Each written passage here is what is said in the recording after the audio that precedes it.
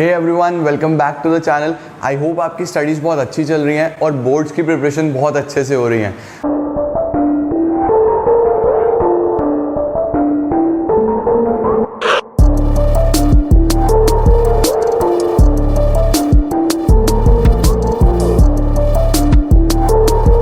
चलिए सबसे पहले हम लोग डिस्कस कर लेते हैं कि पॉवर्टी का मतलब क्या है।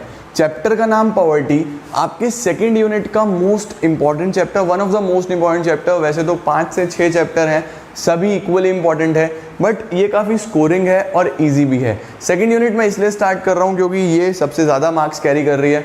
Around 50% of Indian economic development इस यूनिट का है, तो इस यूनिट को सबसे पहले निपटाएंगे तो हमारा लगभग 20 मार्क्स का काम हो जाएगा आउट ऑफ 40। तो चलो देखते हैं सबसे पहले पॉवर्टी का मतलब क्या है। देखो, आम हिंदी भाषा में बोलूँ तो गरीबी यानी कि पॉवर्टी, मतलब कि it refers to the inability of a person to fulfil the minimum basic requirements of life. एक पर्सन इतना भी एबल नहीं है, मतलब वो इतना भी पैसा नहीं कमा रहा या उसके पास इतनी इनकम नहीं है कि वो अपनी मिनिमम रिक्वायरमेंट्स को भी फुलफिल कर पाए। अब मिनिमम बेसिक रिक्वायरमेंट्स में पहले 3 चीज़ें आया करती थी, फूड, हाउसिंग, क्लोथिंग, या फूड, शेल्टर, क्लोथिंग। लेकिन अब चेंज हो गया है थोड़ा सा, 5 चीज़ें बेसिक में आने लगी। क्या क्या?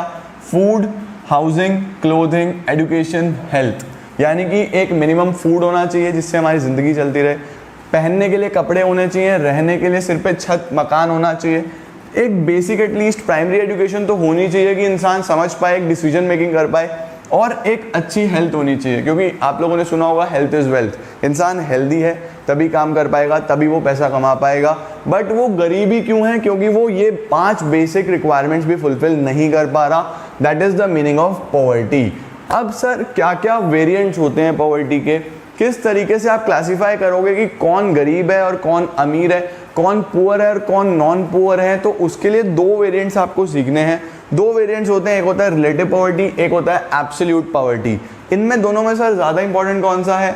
Absolute poverty. इसीलिए इसके बारे में मैंने लिखा भी ज़्यादा है। वैसे आप लोग अच्छे से इसको रीड करो अपनी बुक्स में से, आपको वहाँ पे भी ये सब लिखा हुआ मिलेगा। आपको कोई प्रॉब्लम आती है तो feel free to ask me, comment section में पूछ लीजिए या फिर इंस्टाग्राम पर डीएम कर दीजिएगा। बट ये नोट से आपका रिवीजन और कॉन्सेप्चुअल क्लैरिटी तो हो ही जाएगी। अब रिलेटिव पॉवर्टी क्या है सर? रिलेटिव पॉवर्टी अगर मैं एक नॉर्मल भाषा में बोलूँ तो it is nothing more than comparison. मतलब कि मुझे कंपेयर करना है। For example, mister A 8 rupees कमा रहे हैं, मिस्टर ए के पास 8 रुपीज़ है, मिस्टर बी के पास 10 है, तो मैं क्या बोलूँगा कि as compare to mister B, mister A is relatively poor. यानी कि it is poverty across different classes. हम क्लासेस के बेस पे अलग कर सकते हैं, रिलीजन्स के बेसिस पे कर सकते हैं, कंट्रीज़ के बेसिस पे भी कर सकते हैं कि for example India is relatively poor then US. हमारा जो भारत है वो यूएस से रिलेटिवली पुअर है अगर कंपेयर करा जाए। यानी कि रिलेटिव पॉवर्टी में आप किसी भी 2 रीजन्स को, कंट्रीज़ को, क्लासेस को कंपेयर करके बताओगे कि कौन पुअर है कौन नॉन पुअर है। अब सर इंडिया में कौन सा कॉन्सेप्ट चलता है? इंडिया में चलता है एब्सोल्यूट पॉवर्टी। एब्सोल्यूट पॉवर्टी में क्या है कि concept of poverty line is used. एक पॉवर्टी लाइन यानी कि एक कट ऑफ पॉइंट रखा गया, एक लिमिट रख दी गई। अगर आप उस लिमिट के ऊपर आ जाते हो तो आप नॉन पुअर हो, उसके नीचे रहते हो तो आप पुअर हो। यानी कि concept of poverty line is used as a measure of absolute poverty. Now what is poverty line?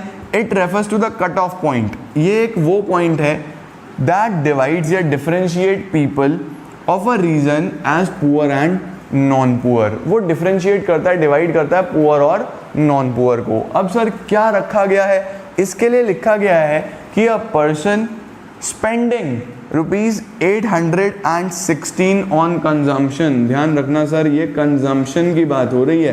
Consumption का मतलब कितना आप कंज्यूम करते हो। अब इसमें भी 2 कैटेगरीज बनाई, एक रूरल एरियाज यानी कि गांव वाले और एक अर्बन एरियाज यानी कि शहर वाले एरियाज। अब इसमें क्या रखा गया कि अगर आप यहाँ पे 816 रुपये पर मंथ और यहाँ पे 1000 रुपीज़ पर मंथ अपने कंजम्पशन पे लगा रहे हो, इससे जैसे ही ऊपर जाओगे तो आप नॉन पुअर कहलाओगे। इस लिमिट के अंदर अगर आप खर्चा कर रहे हो अपने कंजम्पशन पे तो आप पुअर कहलाओगे। यानी पॉवर्टी लाइन में जो लिमिट रखी गई है वो 816 per month on consumption rural areas में और 1000 per month on consumption urban areas में। इस तरीके से डिफरेंशिएट करा जाता है poor and non poor in case of absolute poverty. I hope guys आपको क्लियर है। पॉवर्टी लाइन की डेफिनेशन बहुत इंपॉर्टेंट है, एग्जाम पॉइंट ऑफ व्यू के लिए अच्छे से याद कर लीजिएगा। नेक्स्ट आता है इस चैप्टर का most important question, causes of poverty. क्या कारण है कि पॉवर्टी इतना वाइड स्प्रेड है इंडिया में? क्या कारण है कि भारत में इतनी ज़्यादा गरीबी है? क्या कारण है कि इंसान अपनी मिनिमम रिक्वायरमेंट्स भी फुलफिल नहीं कर पा रहा? सबसे पहला कारण जो हमने देखा वो देखा heavy pressure of population. Sir India में पॉपुलेशन इस तरीके से बढ़ती जा रही है, जिस तरीके से कोई बाढ़ आती है और पानी बह रहा होता है, इतना तेज़ी से बढ़ता है, उतनी तेज़ी से पॉपुलेशन बढ़ती जा रही है। और मेजर कारण गरीबी का पॉपुलेशन ही है। अब आप खुद सोचिए कि अगर इंसान के घर में कमाने वाला एक है और खाने वाले बहुत से लोग हैं, तो कहाँ से आप अमीर बनोगे? कहाँ से आप पॉवर्टी को कोप अप करोगे?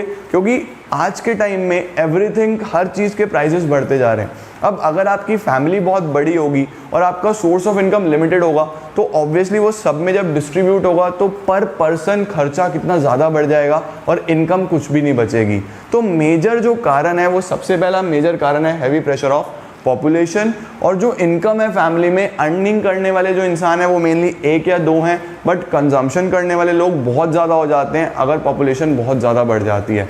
तो यहाँ पे मेजर प्रॉब्लम, जो सबसे बड़ा पॉवर्टी का प्रॉब्लम है, वो है population. Next one is high illiteracy rate. Illiteracy समझते हैं सर?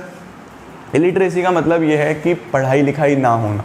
जो इंसान पढ़ लिख रहा है वो लिटरेट है, जो पढ़ लिख नहीं पा रहा वो इलिटरेट है। ये कहा जाता है हमारे को लिटरेसी और इलिटरेसी के बारे में।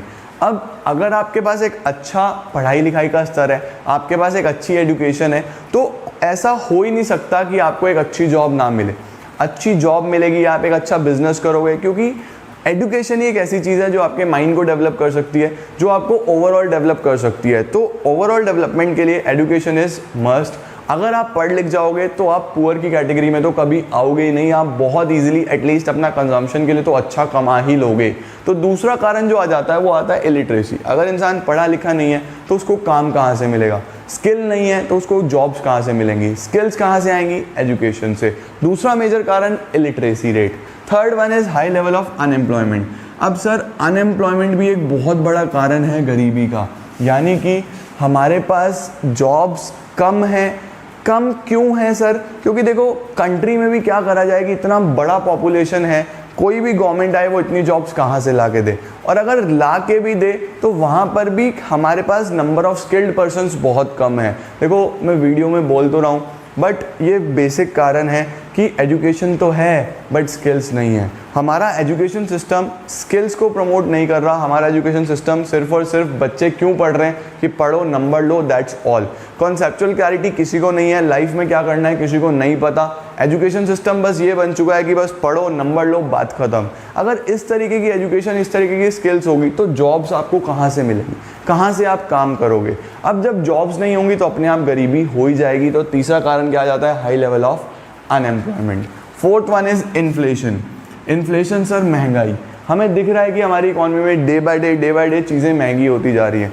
अब जो रेट ऑफ इन्फ्लेशन है वो इतना तेज़ी से बढ़ रहा है, बट जो सोर्स ऑफ इनकम है वो इतना तेज़ी से नहीं बढ़ पा रहे। तो इन्फ्लेशन के साथ आपकी इनकम कोप अप नहीं कर पा रही, जिसकी वजह से आप किसके अंदर फंसते जा रहे हैं? पॉवर्टी के अंदर फंसते जा रहे हैं। तो fourth major reason is inflation, that is महंगाई। अगर इन्फ्लेशन के साथ साथ इनकम भी बढ़े फिर तो कोई फ़र्क नहीं आएगा, बट हमारे यहाँ क्या हो रहा है कि इन्फ्लेशन तेज़ी से हो रहा है बट सोर्स ऑफ इनकम इतना ज़्यादा बढ़ नहीं रहा। Number 5 is inequalities of income. अब सर इनइक्वालिटीज़ तो मेजर कारण है हमारे इंडिया में। इंडिया में जो लोग अमीर हैं वो बहुत स्मॉल परसेंटेज में है और जो गरीब हैं वो मेजर परसेंटेज में है। मतलब कि लगभग अराउंड 90% ऑफ द पीपल वो किस में आ जाते हैं? गरीब लोगों में आ जाते हैं, और 10% लोग ऐसे हैं जो एक बहुत अच्छा स्टैंडर्ड ऑफ लिविंग जी रहे हैं। तो इतना ज़्यादा इनइक्वालिटी होने के कारण जो गरीब है वो बेचारा सिर्फ वहाँ तक लिमिटेड है जहाँ तक उसकी बेसिक रिक्वायरमेंट्स है, और कई तो वो भी नहीं ले पा रहे। यानी कि पुअर्स में बहुत ज़्यादा ऐसे लोग हैं जो कि सिर्फ और सिर्फ अपनी बेसिक रिक्वायरमेंट्स भी फुलफिल नहीं कर पा रहे। अब इस केस में जो अमीर है वो और अमीर होता जा रहा है क्योंकि वो पैसे को अच्छे से यूटिलाइज करता है, और जो गरीब है वो जितना कमाता है सारा कंज्यूम कर लेता है, उसके पास कई बार कंजम्पशन का भी खर्चा पूरा नहीं हो पाता। तो इस इनइक्वालिटी की वजह से भी बहुत ज़्यादा पॉवर्टी हमें देखने को मिल रही है। Last one is poor state of agriculture. आपको पता है हमारे इंडिया में जो मोस्ट ऑफ द पीपल हैं that are engaged in agriculture. सभी लोग, मेजर पोर्शन हमारा जो पॉपुलेशन का है वो किस में एंगेज्ड है? एग्रीकल्चर में। अब एग्रीकल्चर को मॉडर्नाइज करने की बहुत ज़रूरत है, एग्रीकल्चर को मैकेनाइज करने की बहुत ज़रूरत है। सर जब तक चीज़ें मैकेनाइज्ड मॉडर्नाइज्ड वे में नहीं होंगी तब तक आप लेबर करते रहोगे, कमा कुछ भी नहीं पाओगे। जब तक एग्रीकल्चर का डेवलपमेंट नहीं होगा तब तक आप अमीरी में कैसे आओगे, तब तक आप अमीर कैसे बनोगे या पॉवर्टी से बाहर कैसे निकलोगे। हम लोग का मेजर जो पॉपुलेशन है वो एग्रीकल्चर में एंगेज्ड है और एग्रीकल्चर की कंडीशन बहुत पुअर है। गवर्नमेंट का ध्यान ही नहीं है एग्रीकल्चर सेक्टर पे। गवर्नमेंट स्ट्रेट फॉरवर्ड किस में लगा हुआ है, बस टर्शरी सेक्टर में लगा हुआ है और एग्रीकल्चर की तरफ ध्यान ही नहीं दिया जा रहा। ये भी एक मेजर कारण है कि एग्रीकल्चर का इतना पुअर स्टेट है और ज़्यादातर पॉपुलेशन इसी में है, तो पॉवर्टी होना एक आम बात है। यही एक मेजर कारण भी है कि लोग अब प्राइमरी सेक्टर से शिफ्ट होकर सेकेंडरी और टर्शरी सेक्टर की तरफ जा रहे हैं और किसान हमें कम देखने को मिल रहे हैं। तो लास्ट रीज़न जो था वो था poor state of agriculture. I hope आपको 6 के 6 पॉइंट्स बहुत अच्छे से क्लियर हैं। सबसे पहले हम लोग कंसिडर करने वाले हैं मेजर्स ऑफ पॉवर्टी। देखो मेजर्स ऑफ पॉवर्टी में 2 तरीके के मेजर्स हो सकते हैं जो पॉवर्टी का क्राइटेरिया शो करते हैं कि कौन पुअर में आएगा, कौन नॉन पुअर में आएगा, किस तरीके से सारा सिस्टम चलता है। ये मेजर्स में हम लोग देखते हैं। लास्ट वीडियो में हमने डिस्कस कर लिए थे। 2 मेजर्स हो सकते हैं, एक होते हैं एब्सोल्यूट और एक होता है रिलेटिव। एब्सोल्यूट और रिलेटिव मेजर्स में क्या डिफरेंस है? देखो रिलेटिव मेजर में बेसिकली सिर्फ कंपैरिजन होता है, बस रिलेट करना कि A is more poor as compared to B या फिर C is poor as compared to D। तो अगर कंपैरिजन करें कि India is poor as compared to US, तो इस तरीके से अगर हम कंपैरिजन करते हैं तो वो कौन सा मेजर आ जाता है? रिलेटिव मेजर आ जाता है। बट रिलेटिव मेजर को कोई बहुत अच्छा मेजर कंसिडर नहीं करा जाता। कौन सा मेजर इंडिया में चलता है? इंडिया में चलता है एब्सोल्यूट मेजर। एब्सोल्यूट मेजर का मतलब क्या होता है कि एक कट ऑफ पॉइंट, एक कट ऑफ लाइन रखी जाए, उस लाइन में कुछ क्राइटेरिया बनाए जाए। जो लोग उस लाइन के ऊपर हैं उनको बोलेंगे कि हम पॉवर्टी से बाहर हैं, जो उस लाइन के नीचे हैं उनको क्या बोलेंगे? वो पॉवर्टी के नीचे हैं। तो बेसिकली हमारे यहाँ पे एब्सोल्यूट पॉवर्टी फॉलो करा जाता है और उस पर जो कॉन्सेप्ट चलता है उसको बोलते हैं पॉवर्टी लाइन। तो what is poverty line? It refers to a cut off point. ये एक कट ऑफ पॉइंट है जो डिवाइड करता है पॉपुलेशन ऑफ अ कंट्री को as poor and non poor. ये एक लाइन है, बेसिकली डिवीजन है जो कंट्री की पॉपुलेशन को 2 पार्ट्स में डिवाइड कर देता है। आपने पहले भी सुना होगा BPL और APL, अबव पॉवर्टी लाइन और बिलो पॉवर्टी लाइन। तो पॉवर्टी लाइन एक लाइन है जो डिफरेंशिएट करेगा पॉपुलेशन को 2 पार्ट्स में, पुअर एंड नॉन पुअर। अब क्या क्राइटेरिया है? तो 2 तरीके की क्राइटेरियाज है जिस बेसिस पे पॉवर्टी लाइन काम करता है। एक तो मिनिमम कैलोरी इनटेक, कि एक पर्सन एक दिन में कितनी कैलोरीज कंज्यूम करता है, उसके हिसाब से आप कर सकते हो। या फिर इन्हीं कैलोरीज की मॉनिटरी वैल्यू, इन्हीं कैलोरीज की अगर आप मॉनिटरी वैल्यू ले लेते हो तो भी आप लोग उसको यहां पे कंसिडर कर सकते हो। तो बेसिकली हम लोग देखते हैं कि 2 तरीके हैं। सबसे पहला क्या हो जाता है? मिनिमम कैलोरी इनटेक, और दूसरा क्या हो जाता है? Monetary value of calorie intake, जिसको शॉर्ट में क्या लिखा है मैंने? MPCE। MPCE क्या फुल फॉर्म होती है? यहाँ पे MPCE की फुल फॉर्म होती है monthly per capita expenditure. Monthly per capita expenditure. तो क्या क्राइटेरिया है? देखो सबसे पहले रूरल और अर्बन एरियाज का अलग अलग क्राइटेरिया है कैलोरीज की टर्म्स में भी, और अगर हम मॉनिटरी वैल्यू रुपीस की टर्म्स में बात करें तो भी। तो सबसे पहले अगर हम रूरल एरियाज की बात करें तो अगर एक person less than 2400 calories per day consume कर रहा है, 2400 कैलोरीज से कम एक दिन में, कौन से एरियाज में? रूरल एरियाज में, तो वो पुअर कहलाएगा। इससे ज्यादा कंज्यूम कर रहा है तो फिर वो पुअर की कैटेगरी में नहीं आएगा। तो अगर एक पर्सन की 2400 कैलोरीज पर डे है रूरल एरियाज में या इससे ज्यादा है तो फिर वो पुअर की कैटेगरी में नहीं आएगा।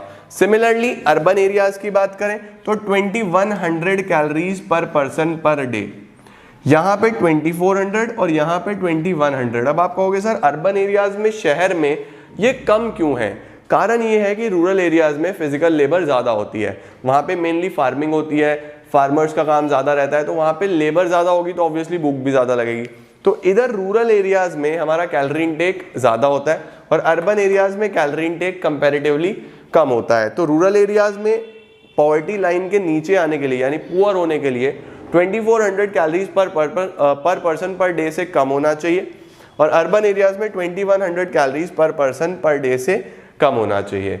अब इसी को अगर मनी की टर्म्स में कन्वर्ट कर दें कि सर कैलोरीज तो समझ में नहीं आया, तो अगर एक इंसान 816 रुपए का खर्चा कर रहा है रूरल एरियाज में, तो वो बेसिकली पुअर की कैटेगरी से बाहर चला जाएगा। अगर 816 रुपए से कम खर्चा है उसका, तो वो पुअर की कैटेगरी में आ जाएगा। सिमिलरली अर्बन एरियाज में अगर कोई इंडिविजुअल 1000 रुपए का खर्चा कर रहा है, 1000 रुपीज स्पेंड कर रहा है या उससे ज्यादा स्पेंड कर रहा है, तो वो इंसान बेसिकली पुअर की कैटेगरी से बाहर चला जाएगा। अगर 1000 रुपए से कम खर्चा कर रहा है, तो वो फिर बेसिकली पुअर की कैटेगरी में आ जाएगा। तो इस बात का आपको ध्यान रखना है। अगर कोई भी इंडिविजुअल एक्सपेंडिचर की अगर हम बात करें, तो यहाँ पे अच्छा, यहाँ पे कंफ्यूज मत हो ना, कहीं आप सोचो रोज का खर्चा, भाई रोज का नहीं, मैंने क्या लिखा है, मंथली, महीने का खर्चा है। एक महीने में अगर 816 रुपए से ज्यादा का खर्चा है तो पुअर नहीं हो, और अर्बन एरियाज में 1000 से ज्यादा का है तो पुअर नहीं हो, इससे कम है तो बेसिकली पुअर की कैटेगरी में आ जाओगे। ये ध्यान रखना है, बहुत इंपॉर्टेंट है। कैलोरी बेसिस पर डे के हिसाब से और मॉनेटरी वैल्यू पर मंथ के हिसाब से, ठीक है। 2400, 2100, 816, 1000, राइट। अब ये जो पॉवर्टी हुई है, कॉजेज हमने लास्ट वीडियो में डिस्कस कर लेते, क्या कारण है पॉवर्टी के। इस पॉवर्टी को अगर रिमूव करना हो तो रिमूव कैसे करा जाए, what are the various alternatives, what are the various measures जिनके थ्रू पॉवर्टी को रिमूव करा जा सकता है। तो मेजर्स में हमारे पास 4 मेजर्स आते हैं। नंबर 1, कॉम्बेटिंग का मतलब रिमूव करना थ्रू जीडीपी ग्रोथ, सबसे पहला जीडीपी। दूसरा through improving distribution of income. तीसरा थ्रू पॉपुलेशन कंट्रोल, और फिर अदर मेजर्स। ये 4 मेजर्स हैं जो आपकी हेल्प कर सकते हैं पॉवर्टी को कंट्रोल करने के लिए। नेक्स्ट वीडियो एक और पार्ट बनाऊंगा मैं इसका, उसमें हम लोग डिस्कस करेंगे कि गवर्नमेंट ने क्या मेजर्स लिए, सरकार ने क्या योजनाएं बनाई। बहुत सारी योजना है, बहुत सारे मेजर्स हैं जो आपकी बुक्स में लिखे हैं, उन पे मैं डिटेल डिस्कशन करूंगा नेक्स्ट क्लास में। ये जनरल मेजर्स हैं जो लेने चाहिए किसी भी कंट्री को पॉवर्टी रिमूव करने के लिए। तो सबसे पहला मेजर क्या होता है, थ्रू जीडीपी ग्रोथ। जीडीपी आप सबको पता है, ग्रॉस डोमेस्टिक प्रोडक्ट। सीधा सीधा यहाँ पे बात हो रही है प्रोडक्शन की। अगर हम लोग किसी भी कंट्री का जीडीपी बढ़ाते हैं, प्रोडक्शन बढ़ाते हैं, प्रोडक्शन बढ़ेगा, काम बढ़ेगा, फैक्ट्रीज में लेबर का काम बढ़ेगा। जितना ज्यादा काम बढ़ेगा उतना ज्यादा लेबर की नीड होगी, जितनी ज्यादा लेबर की नीड होगी उतना ज्यादा एम्प्लॉयमेंट जनरेट होगा, एम्प्लॉयमेंट जनरेट होगा, पैसा कमाएंगे, पैसा कमाएंगे तो उतना ही पॉवर्टी कम हो जाएगा। तो सीधी सी बात है, government should focus to increase the gross domestic product for any country. GDP बढ़ने का मतलब इंक्रीज इन प्रोडक्शन, प्रोडक्शन बढ़ेगा तो लेबर की नीड बढ़ेगी, लेबर की नीड बढ़ेगी तो क्या होगा, वहां पे एम्प्लॉयमेंट जनरेट होगा, पॉवर्टी कम हो जाएगी। नंबर 2 आता है combating poverty by improving distribution of income. Very very important, exam में आएगा, मोस्ट इंपॉर्टेंट, ये तो अलग से भी पूछ लेते हैं। अगर हम लोग इनकम का डिस्ट्रीब्यूशन इंप्रूव कर दें, इनकम डिस्ट्रीब्यूशन का मतलब क्या होता है कि हम लोग अभी हमारे इंडिया में जो डिस्ट्रीब्यूशन ऑफ इनकम है वो अनइक्वल है, कोई अमीर है, कोई गरीब है, कोई बहुत ज्यादा है तो कोई बहुत कम है, तो बेसिकली बहुत अनइक्वल डिस्ट्रीब्यूशन ऑफ इनकम है। इसको इक्वल करना है। इसको इक्वल करने के 2 तरीके होते हैं। Number 1 fiscal measures, number 2 legislative measures. Fiscal measures और लेजिस्लेटिव मेजर्स क्या है? फिस्कल मेजर्स की अगर बात करूं तो फिस्कल मेजर्स में ध्यान रखना है आपको, गवर्नमेंट की टैक्सेशन और सब्सिडी पॉलिसी आती है। कौन सी? टैक्सेशन और सब्सिडी। लेजिस्लेटिव मेजर्स में क्या आता है? लॉ। लेजिस्लेटिव में लॉ का मतलब अलग अलग कानून जो सरकार ने बनाए हैं। सबसे पहले फिस्कल की बात कर लेते हैं। फिस्कल का मतलब क्या है? टैक्सेस लगाना। गवर्नमेंट क्या करेगा, जितने भी रिच लोग हैं, जितने भी अमीर लोग हैं, उन पे टैक्सेस लगाएगा। जितने टैक्सेस गवर्नमेंट को मिलेगा, गवर्नमेंट के लिए वो रेवेन्यू है, पैसा जनरेट हुआ, उस रेवेन्यू को डिस्ट्रीब्यूट कर देगी गरीबों में, पुअर पीपल में। तो जो अमीरों से पैसा आया है, अमीरों की इनकम को कम करा गया, वो पैसा गरीबों में बांटना है in the form of subsidies, उनकी इनकम को बढ़ाया गया। तो कहीं ना कहीं गरीब की इनकम बढ़ रही है और अमीर की इनकम कम हो रही है, तो बैलेंस करा जा रहा है। ये ऊपर से नीचे आ रहे हैं, नीचे से ऊपर जा रहे हैं, कहीं ना कहीं आके रुकेंगे ना बीच में। ऑल्दो ये मुश्किल काम है, बट गवर्नमेंट का कोशिश ये रहती है कि हम क्या करें, ज्यादा से ज्यादा टैक्सेस लगाएं। किसके ऊपर? अमीरों के ऊपर। अमीर लोग, रिच और वो पैसा जो जनरेट हो उनसे सब्सिडीज दे दें किसको, पुअर को, गरीब लोगों को, ठीक है। इसी को हम लोग क्या बोलते हैं, फिस्कल मेजर्स। लेजिस्लेटिव मेजर्स क्या होते हैं, लॉज बनाए जाएं, अलग अलग लॉ, जैसे right to education, right to education पढ़ने का अधिकार, ये भी एक लॉ है। अगर बच्चे पढ़ेंगे तो उनके पास एम्प्लॉयमेंट होगा तो पॉवर्टी कम होगा। Similarly the minimum wages act, minimum wages act में क्या कहा गया है कि कम से कम इतनी वेजेस देनी पड़ेगी लेबर को। जब इतनी मिनिमम वेजेस दी जाएंगी तो उनका ऑब्वियसली अच्छा इनकम जनरेट होगी, स्टैंडर्ड ऑफ लिविंग बढ़ेगा। तो ये सब किस में आ जाता है, लेजिस्लेटिव मेजर्स में। तो अगर इनकम डिस्ट्रीब्यूशन को ठीक करना है तो दो मेजर्स लेने हैं, फिस्कल जिसमें टैक्सेशन और सब्सिडीज की बात करनी है, और लेजिस्लेटिव जिसमें ऐसे कानून बनाने हैं जो इनकम को इक्विवेलेंट करने पे काम करें, समझे। तीसरा क्या होता है, combating poverty through population control. अब देखो ऑब्वियस सी बात है, इंडिया एक डेवलपिंग कंट्री है, डेवलप तो हो रहा है, प्रोडक्शन भी बढ़ रहा है, प्लांट्स भी लग रहे हैं, इंडस्ट्रीज भी लग रही हैं, सारा काम हो रहा है, बट कहीं ना कहीं जो पॉपुलेशन है वो उससे भी कहीं ज्यादा तेजी से बढ़ रही है। तो सबसे पहले गवर्नमेंट को स्टेप्स लेने होंगे, किसी भी गवर्नमेंट को, नॉट ओनली इन इंडिया, किसी भी गवर्नमेंट को ये स्टेप लेने होंगे to control population. China one child policy क्यों लेके आया था, चाइना को दिखाई दे गया था कि हमारी जनसंख्या अगर इतनी तेजी से बढ़ेगी, हम इतना पैसा कहां से लाएंगे इन सबको बांटने के लिए, हमारा तो देश ही गरीब हो जाएगा। तो चाइना ने क्या लगा दी, वन चाइल्ड पॉलिसी। तो गवर्नमेंट को पॉपुलेशन कंट्रोल के कुछ मेजर्स निकालने चाहिए, क्योंकि देखो अगर घर में कमाने वाला एक होगा, खाने वाले दो होंगे, तो दो लोगों में पैसा बटेगा। कमाने वाला एक है, खाने वाले 10, 12, 15 है, पूरी क्रिकेट टीम है, तो कहां से होगा काम। पहले तुम लोग देखो कि घर में कितने सारे लोग होते थे, आजकल लोग हम दो हमारे दो में खुश हैं। पहले क्या होता था ना कि हम दो हमारे 11, पूरी पलटन लेके चल रहे हैं अपने साथ, स्कूटर पे भी जगह नहीं है, बिठा के चल देंगे। तो अल्टीमेटली गरीबी बहुत ज्यादा थी। अब कमाने वाला एक है, खाने वाले 2-3 है, तो ऑब्वियसली जो पर पर्सन अवेलेबिलिटी होगी रिसोर्सेज की वो ज्यादा होगी, ज्यादा लोग उस पैसे को खा पाएंगे। तो कहीं ना कहीं पॉपुलेशन को कंट्रोल करने के स्टेप्स लेने चाहिए, अपने आप पॉवर्टी कम हो जाएगी, समझे ना। तो सबसे पहला पॉइंट अगर आपको लिखना हो तो क्या लिख के आओगे, जीडीपी बढ़ाओ। दूसरा क्या पॉइंट लिख के आएंगे, डिस्ट्रीब्यूशन ऑफ इनकम को देखो फिस्कल और लेजिस्लेटिव मेजर से। तीसरा पॉपुलेशन कंट्रोल करो। और number 4 other measures. Other measures में कुछ जनरल मेजर्स आपकी बुक्स में 7, 8, 10 पॉइंट लिखे हुए हैं, आप कोई भी 4 to 6 पॉइंट्स लर्न रख सकते हो। सबसे पहला पॉइंट मैंने बेसिक लिखा है, the development of agriculture. Important points मैंने सारे लिख दिए। अदर मेजर्स जो क्वालिटी ऑफ लाइफ को इंप्रूव करें। देखो India is a agricultural based country, most of the population is engaged in agriculture. तो अगर एग्रीकल्चर का डेवलपमेंट होगा, अच्छी टेक्नोलॉजी आएगी एग्रीकल्चर में, पैसा लगेगा, तो कहीं ना कहीं ग्रोथ देखने को मिलेगी, इनकम जनरेट होगी। इनकम जनरेट होगी तो हम लोग देखेंगे कि डेवलपमेंट होगा, डेवलपमेंट होगा तो लोगों में पॉवर्टी कम होगी ना अपने आप ही। जिस चीज में ज्यादा पॉपुलेशन एंगेज्ड है उस पर काम करो। हम लोग कर ही नहीं रहे हैं, हम लोग किस पे काम कर रहे हैं, टर्शरी सेक्टर में। तो ऐसे तो काम नहीं चलेगा ना, किस पे मेहनत करनी है, एग्रीकल्चर पे। नंबर 2 इरेडिकेशन ऑफ अनएम्प्लॉयमेंट, बेरोजगारी खत्म करो, जॉब्स प्रोवाइड करो, फोकस करो कि किस तरीके से हम अनएम्प्लॉयमेंट को खत्म कर सकते हैं। अगर किसी तरीके से अनएम्प्लॉयमेंट को कम करा जाए, लोगों को जॉब्स दी जाए, जितनी ज्यादा लोगों को जॉब्स मिलेंगी उतना ज्यादा लोगों के पास पैसा आएगा, पैसा आएगा, स्टैंडर्ड ऑफ लिविंग इंप्रूव होगा, पॉवर्टी अपने आप कम होती चली जाएगी। Number 3 focus on backward areas, backward areas पे स्पेशल फोकस करा जाए। हमारे इंडिया में फिर से बोल रहा हूं कि एक अनइक्वल डिस्ट्रीब्यूशन है, कोई एरिया बहुत ज्यादा डेवलप्ड है और कोई कुछ डेवलप्ड ही नहीं है। इसीलिए तो गवर्नमेंट स्पेशल इकोनॉमिक जोन्स बनाता है। सुना है आपने special economic zones? Special economic zones में गवर्नमेंट बोलता है कि अगर आप इन एरियाज में इंडस्ट्रीज लगाते हो तो आपको हम सब्सिडीज देंगे, हम आपको पैसा देंगे, लगाओ आप इनमें इंडस्ट्रीज। कारण क्या होता है, उन एरियाज को डेवलप करना, उन पे फोकस करना, फोकस ऑन बैकवर्ड एरियाज। उन एरियाज पे फोकस करेंगे तो वहां के लोगों के पास एम्प्लॉयमेंट जनरेट होगा, पैसा आएगा, पॉवर्टी खत्म होगा।